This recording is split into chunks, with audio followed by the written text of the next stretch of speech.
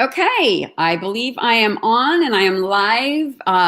12:15 Pacific Standard Time. I'm out in Seattle and I am joined today with my friend Cassie. Oh no, I should have asked this part. Rawwich. Rajewich, you are probably the closest as Rawwich. anyone's got this week, and it's Not only Roger, Tuesday. not Roger Weech. Rawwich. I have a very good friend that her phone every time it says Rajewich, and she's like, "That's so you," and I'm like, "I'm not a witch." No, she is not a witch. I would not have one on today joining me. So I'm thanking you for taking the time to meet with us today. And I have met Kathy through an internship that we are doing together for Kathy Lip. And so I've met lots of awesome women through that and Communicator Academy. And today, Cassie is taking the time to share her testimony and her experiences. And she's going to be talking about the many roles that she's already had in her young life of 34? 41. I love that. I love that you said 34. Let's go there. Let's take that. Many roles. I would be super smart if I was 34. Oh, yeah. Me too. So in your young 20s, you went through marriage, mother, divorced, single mom facing bankruptcy, and all of that in your 20s. But now in your 30s, you met someone, you got remarried, and now you have 3 girls. So you're on the other side of that experience. But today, I've asked Cassie to talk about her message. She has a group on Facebook called the Savvy Single Christian Mom, and we will have her information on the screen for you to join. But so Cassie, one thing that when I read in your bio that I just really, really liked, and I'm going to quote it here. It says, "I love the messiness of life. It's what I lean into, and I find myself driven to help clean up. I am solution-based, and I love, as much as I love the messes in all of our lives." And so not many people are going to say that they love the messes in their life. And your tagline of being an unconventional mother is just so profound. But what would you say, looking back, contribute your ability to have the perspective of actually saying you love the messiness of life? You know, I had one answer, but I think it's pain.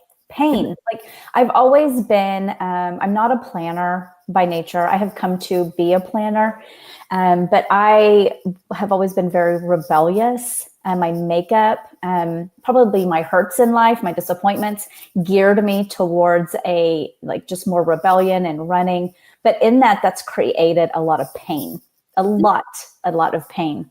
And the hard work, and Cheri, thank you for having me, by the way. Yeah. Thank you. So, but a lot of the work that one has to do to get out of these messes is, it takes a community, it takes family, it takes therapy, it takes Jesus, if you let him in.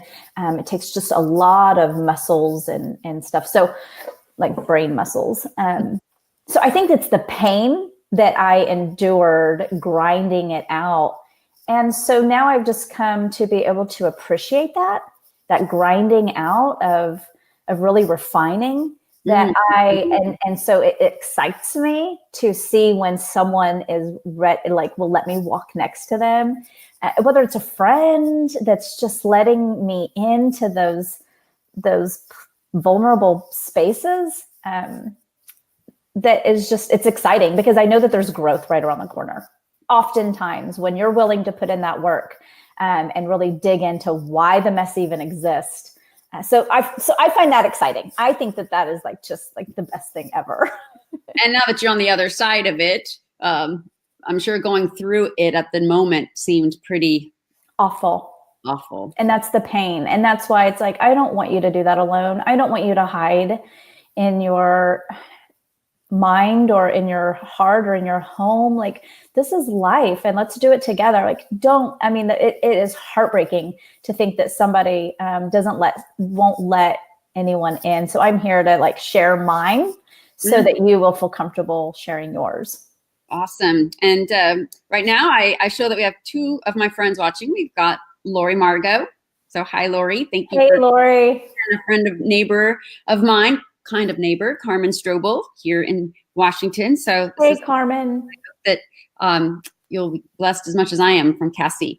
So one of the times I talked to you, one of the first conversations we ever had, you shared that looking back, you've always seen your purpose as an encourager, that you have, even, in high school and whatnot, you found yourself in encouraging positions. And I admire that you can take this mess that you found yourself in, and now you have taken that mess and you're taking your story, you're being honest and vulnerable with your story so that you can work with other moms that are in the position, the single mother position of unconventional mothering.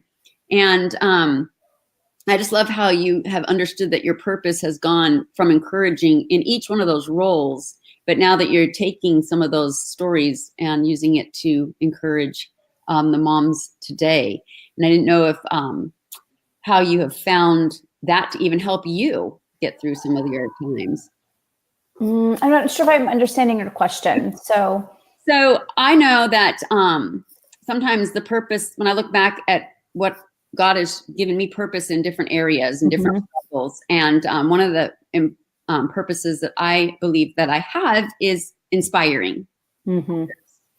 And understanding that and how that has helped me through hard times, I can often use that as something to lean back on when I still get through a tough time. When I know that Satan is trying to discourage me, or I'll be like, okay, I'm either supposed to be inspiring someone or finding the strength in the ability of God to inspire others. Okay. And so with your encouragement, your purpose of encouragement. I get it. I see where you're going. Yes. So probably, well, one, I can look back on friendships that I had over the years that we weren't single moms then. And it was like God strategically knew where he was taking me. And it was actually spoken over my life when I was about 18 or 19. A lot of things started unfolding with the way God was calling me and wanting to take me to my purpose. But one of those key things was he needed me to be obedient. And I did not want to be obedient for 1,462 reasons.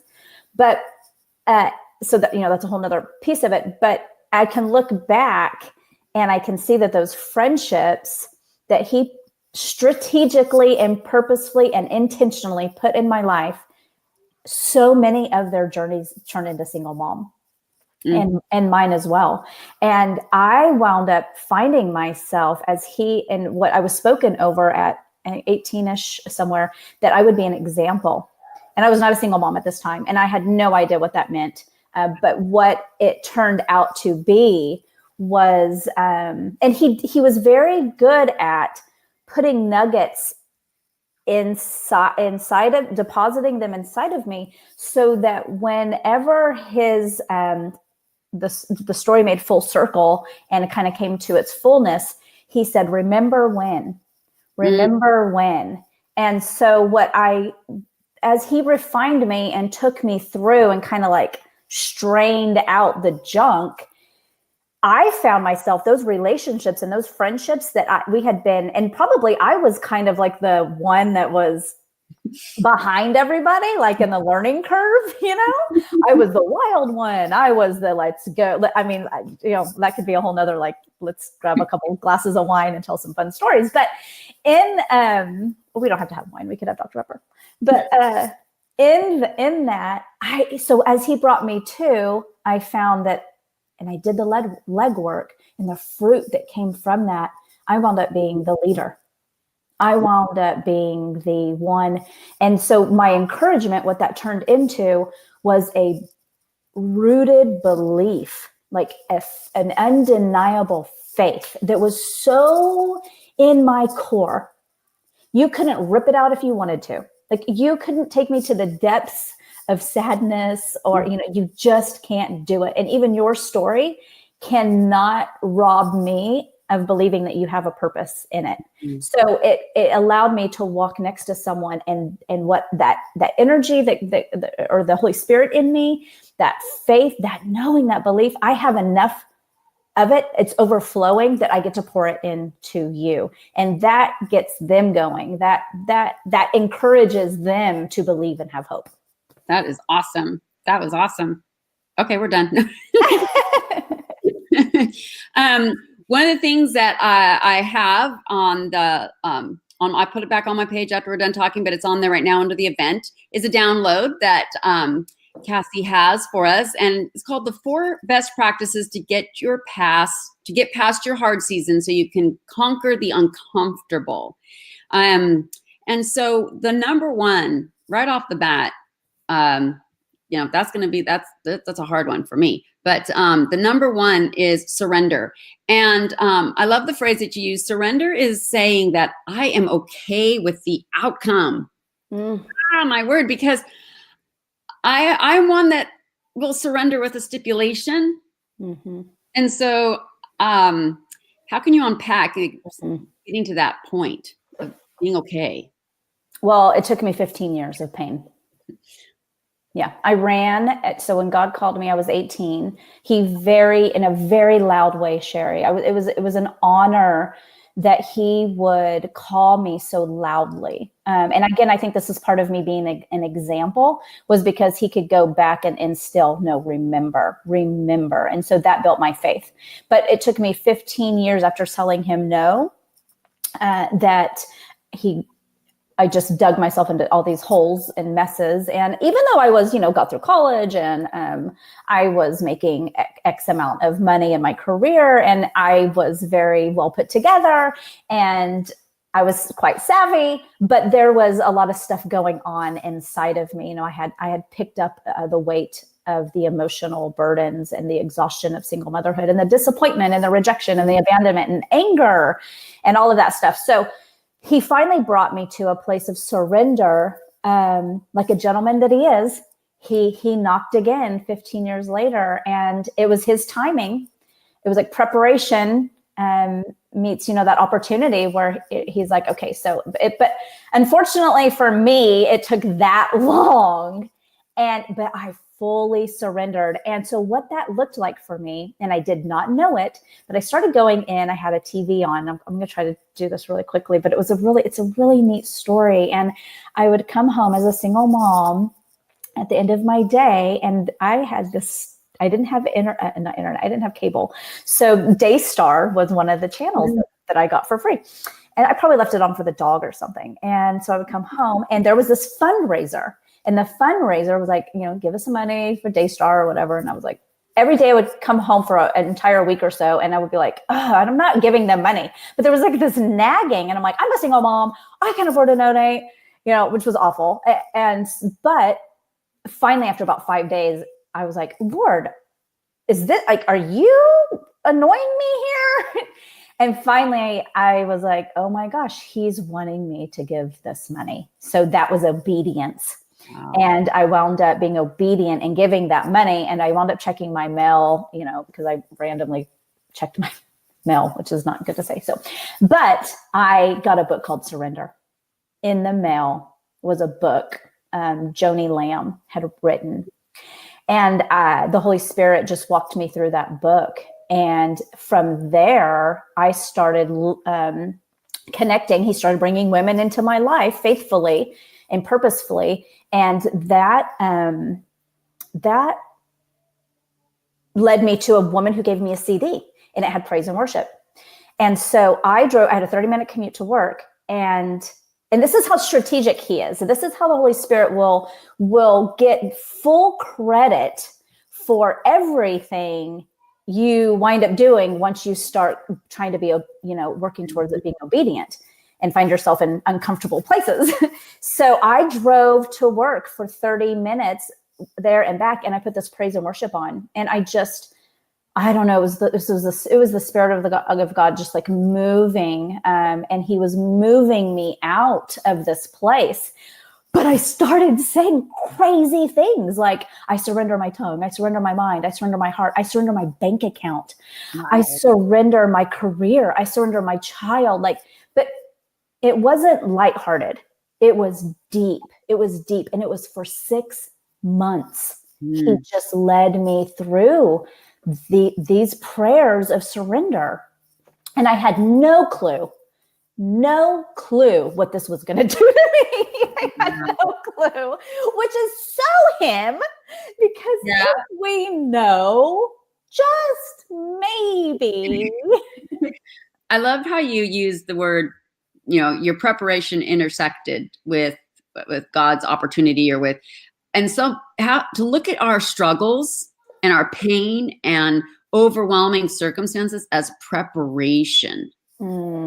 That's good. You nailed that. That's good. You pulled that out. That just was like, wow. Okay. I'm, and like you just said, be refining, and looking at, the test becoming our testimony, and just being, I love that concept.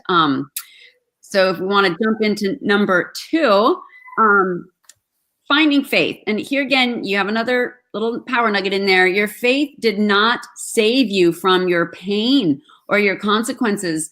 It gave you a place to lay down the immensity of the emotion. And, that kind of ties back to the point of surrender. And we put our faith in God. And so many times when we hear just have faith, or we say, okay, I'm going to have faith, are we expecting that to suddenly remove the pain or what we're going through? So, what was it that you had to lay down, or did you have to lay down certain roles or ideals that you had, or what you thought you wanted? Yeah, I think faith gives you hope. Faith gave me hope. I feel like faith gave me hope. But in roles, as I surrendered, I had that faith. And even going through the painful prior to of that, getting up to surrender, I had faith, some small amount of faith that if I stepped out, it would be safe, So the role probably, being a single mom, like going from not single to single mom, that was uncomfortable. So there was a lot of uncomfortable places, but I think what I keep going back to for you and sharing here is the role of surrendering my single motherhood, and going into married woman. And because my single motherhood had become a place of security for me and comfort. And so when He had me start surrendering, he tricked me again. Because I was not, my husband and I had been married for 6 months, and I was still in Vegas and he was still in California. And it was God that moved in me, and started closing the doors on my career. I had been so successful in my 5 years in sales, for universities, nonprofit universities, or for profit. It was University of Phoenix and the Art Institute. And I had done very good there. And, I had just created all these labels, like my income was something that I valued. My how I identified myself in my career. I had worked towards these things. My bachelor's degree. These began to be, who I was. So when He moved me out of that, that was that. Who am I now? Right. So now who am I? Great. If I'm okay, oh my gosh, this money's not coming into my bank account, or like these things. And then that's when He just started to remind me of my journey. And okay, so now you're going to step into this new role, and it's going to be to serve me, and it's going to be to lay down your life for me. And you're going to share the story, and you're going to walk next to, and that took a lot of time. That was not like that. He had to build me up in my confidence. And renew my mind and strengthen me. And so that was uncomfortable. That was very, very uncomfortable. It was exciting because He took me to that place of being excited. So I hope that answered that question. Oh, yeah. No, I like that. And you had mentioned previously in a talk that 1 Corinthians 3:13, now these 3 things remain: faith, hope, and love, but the greatest of these is love. And you stated in your faith, you had hope. And in your journey, these three things built on each other. I'm in the love season right now. Awesome. Yeah, learning love, like really learning love. Yeah. So number 3 on the 4, seek gratitude. And I love how you state that you sought gratitude amidst the loss of hope, your future, your identity, because that's a hard one to grasp. So many times, people tell us to be thankful or to give praises when we're hurting. And a lot of people that haven't had faith or haven't been raised with any kind of faith, that's just something that does not make sense, is to have gratitude amidst the loss. Well, and even those that are not in the faith community have caught on that gratitude helps you. It's like I feel like that is one place we've got into the secular, is that the gratitude nugget. But it is hard. And how do you get there? And I think that goes back to, knowing the purpose. But I didn't know all the time that there was purpose in that. I think gratitude for me, when I didn't know the purpose and I was still just trying to keep my head above water and walk out of shame, walk out of guilt, walk out of fear, walk out of all these things that kind of keep us pent up and bound up and not being ourselves, or just living that good life. Gratitude, like my daughter would say, if I never wanted her to say we were poor. I would say no, I would reframe it. And we're thankful for the money that we have, that we can put it where it needs to go. And so being thankful, even at rock bottom, even at welfare and government cheese, I was thankful that there was a roof over my head, that we weren't, and if it would have been in the car, if I would have been homeless, I am so thankful that this friend helped, or that there's a shelter that took me in. So it's, you find that nugget at the bottom of the barrel. You are thankful for the barrel. I'm going to write a country song, welfare and government cheese. The government cheese makes a mean grilled cheese sandwich, let me tell you. Well, you have a special take on gratitude because your birthday. Yeah, I was born on Thanksgiving. So I do believe that kind of helped me. Like the Lord showed me through, I wasn't supposed to be born. My parents were supposed to have another child. I was the second and the last, and I was born on Thanksgiving. And I think that the Lord showed me, Cassie, this is something that actually comes natural to you. So I was able to look at look through a lens of the cup is always half full. Now, saying that, you have to grow that to a healthy point, because sometimes it's not half full, right? Or it's too optimistic to where we're not even planning. We're not even putting in the work that we need to get to, the other side. So we're going to get to number 4, but I see a lot of my good friends are watching, Miss Fia and Donna and Marie and Christine, and we would love questions. You can type them in as we're talking. We will stop and answer any questions or comments that you have on this topic. And we're going to go into number 4. And that is believe in the hard places. And again, it's another hard concept because it goes against our human nature when we're wired to pull away from the hard. When something hurts or is hard, we believe it's bad and we stop. Mm-hmm. And the title of one of your blogs that we will be putting again on this site is "How well are you at leaning into the hard places and uncomfortable opportunities?" I mean, just that word together, uncomfortable opportunities. I would love for you to kind of go into that. That's powerful. Yeah, it's uncomfortable. It's so uncomfortable. By nature, we want to run. Yeah. We want to run.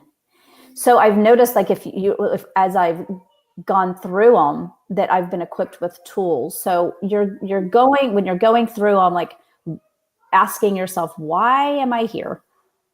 How did I get here? Was it me? Was it somebody else, right? Because sometimes we're just we get in the roadway of somebody else's journey. And so we get hit indirectly. Or it was my actual totally complete undoing or whatever. So to get to a place of being thankful for it, resting in it, trusting that process, believing and knowing that there is purpose in it. But that sometimes takes later. It's more just becoming aware, filling it out, kind of sitting in it. You gave a great metaphor, your friend, about your kind of like in the school system. She said, I liked that. Thanks for the reminder. I'm glad I put those notes in there. So this is one of the women God put in my life. She's from Indonesia, and the way God brought her here was amazing. And she helped me understand the concept that we are, as Christians, we're evolving, we're transforming, we're growing. And she made it like a school system. And she said, at first how he says, I feed you milk, and then you get steak. Well, she said, you're a baby, you go through elementary school, then you get into middle school, then you get to high school. Well, some people with high callings get a PhD, a graduate. We do how much we pride ourselves if we've grown to this level in the educational system. So we should too in the kingdom of God as we evolve and are transformed. Well, it takes pain. It's painful learning your multiplication. It's painful using your I say multiplication because I still need to learn them, but algebra 2, algebra 1, no, these are hard places. Algebra. And so too, when we're journeying through God, it's painful grinding through that. But once you master it, once you get that key, you get to move on to higher ground. And that's building that toolbox. Yes, that's awesome. One of the statements in that blog that we'll be putting on, you said, I never want you or me to succumb to such a comfortable resistance to change that we neglect the very purpose of which this life has called us. And that, my friend, is to be transformed into the likeness of something amazingly beautiful and to grow beyond what we can ever imagine. Sorry about the dog. I'm sorry. So succumbing to a comfortable resistance, these are just some of the things you have said. When we succumb to just being comfortable with resisting these, changes, we neglect the very purpose that God called us. So we're running. Yeah. We're running. We're hiding. We're not meeting him where he's calling us to go, or it's uncomfortable because it hurts.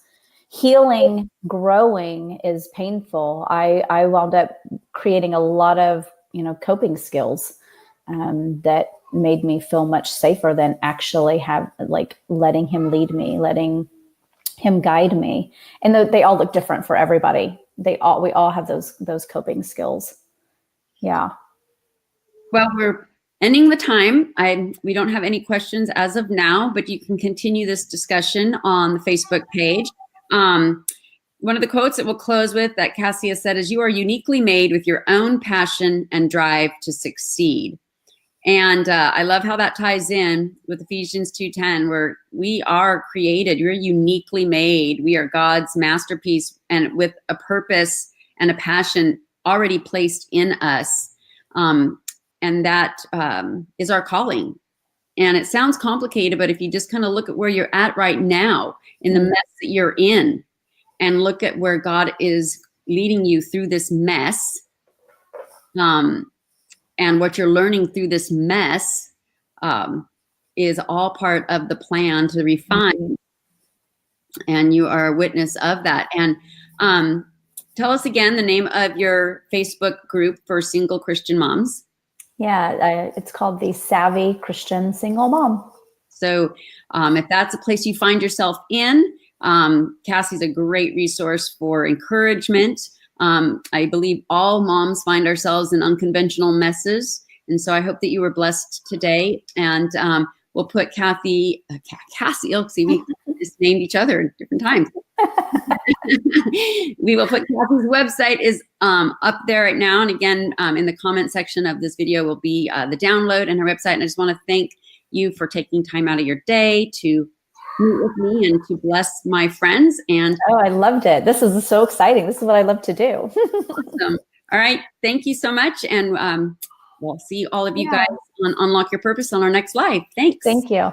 Bye.